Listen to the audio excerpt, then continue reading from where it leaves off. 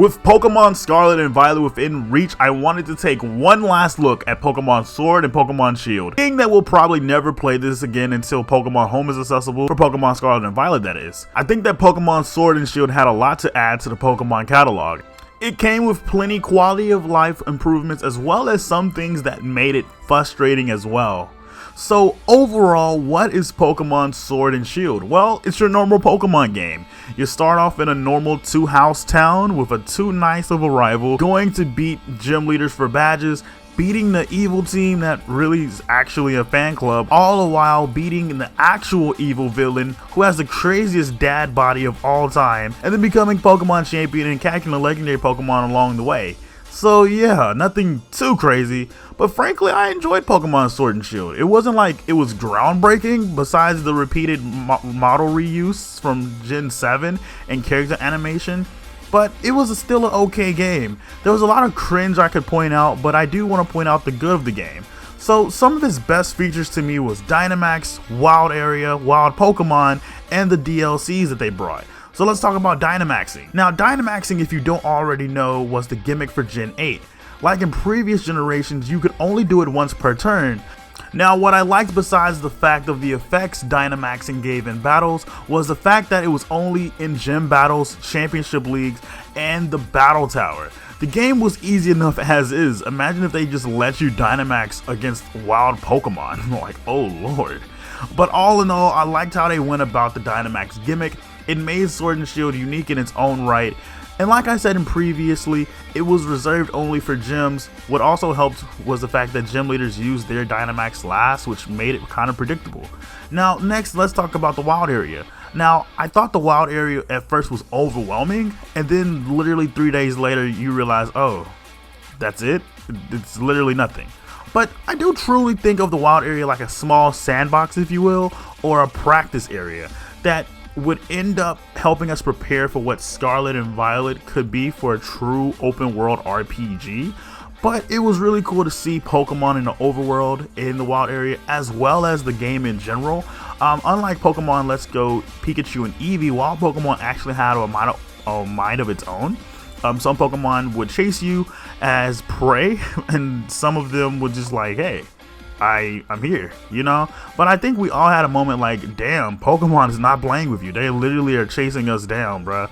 Them Zigzagoon and Linoone were not playing with you. Obviously, Pokemon went a step over and did Pokemon Legends Arceus, but no one even plays that game anymore, so we won't even bring that up. Lastly, we can bring up the DLCs, the Isle of Armor and Crown Tundra.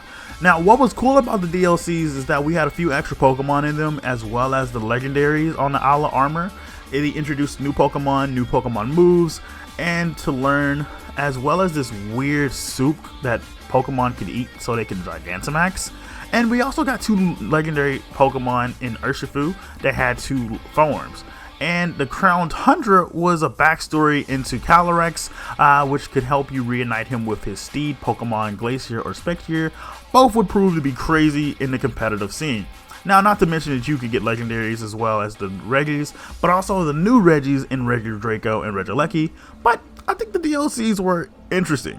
I think this is going to be an attempt for Pokemon DLCs in the future, only because of Pokemon Sword and Shield, and Legends Arceus also had a DLC as well. So we might be able to expect some DLC for Gen 9 mid to late 2023. Also, some other cool things that Gen 8 did was Mints, being able to change the nature of his Pokemon, as well as bringing some cool items out in competitive. But I think this is a good transition to bring the big issues that Pokemon Sword and Shield did have. Now, I think my friend Tay Cruz would kick my ass if I didn't mention this.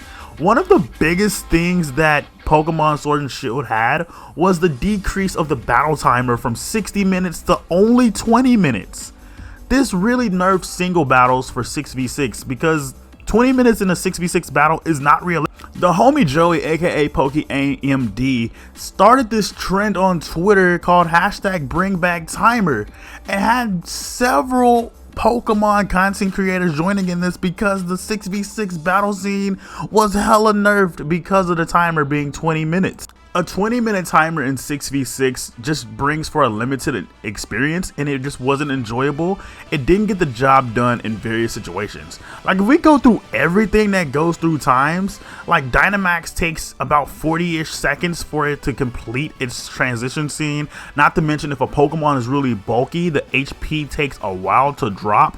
Certain battle animations take time, and also not to mention that picking a move can be a stall as well. The timer was just continuing non-stop from start to finish.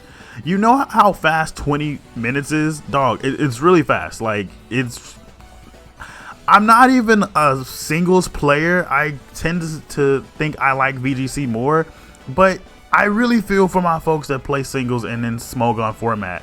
Like, if they can make it where we can set rules for 6v6 and if the opponent agrees, then it should be fine and dandy. Like, why does it have to be set to just 20 minutes? You know, for a Pokemon game that was heavily based for battles and competitive, for them to limit 20 minutes for 6v6 is honestly sad. Again, like I said, I like VGC more than singles, but I can't lie and say that singles isn't fun, because it is. But seeing that they nerf singles battles, and it's just really sad, and hopefully there will be some changes implemented in Pokemon Scarlet and Violet. But another thing that was really cringe in these titles was obviously how easy the game was. Now, don't get me wrong, I get it. It's a kid's game. It's not in mind for the adults pushing on 30. But you telling me we can't make a hard option in these games by now? We can't make the NPCs not give us items every 10 minutes? We can't also limit the amount of conversation and dialogue that this game has? And also how easy it was because of the auto experience from battles and your team feeling over leveled? You literally just went through the game bodying people, bro. Like, and don't even get me started on experience candies. If you just kept doing Dynamax in the wild area and kept stocking on experience candies, bro, your mons were impossible to beat. Like, you could not lose at this game. Honestly, I feel like I got worked up there. I almost lost myself. But besides those things, I think Pokemon Sword and Shield were okay games as a whole. If I had to grade them, I would give them a 7.9 out of 10 because I did enjoy them at times. But let me know your thoughts in the comments. What did you like about Pokemon Sword and Pokemon Shield? What didn't you like? And what are your hopes for Pokemon Scarlet and Pokemon Violet? What should Pokemon Scarlet and Violet learn from Sword and Shield so that they can make them better games? Let me know down below in the comments. If you enjoyed this video, make sure you leave a like, comment, and subscribe for more Pokemon content. But until next time, I'll see you in the next video. Bye-bye.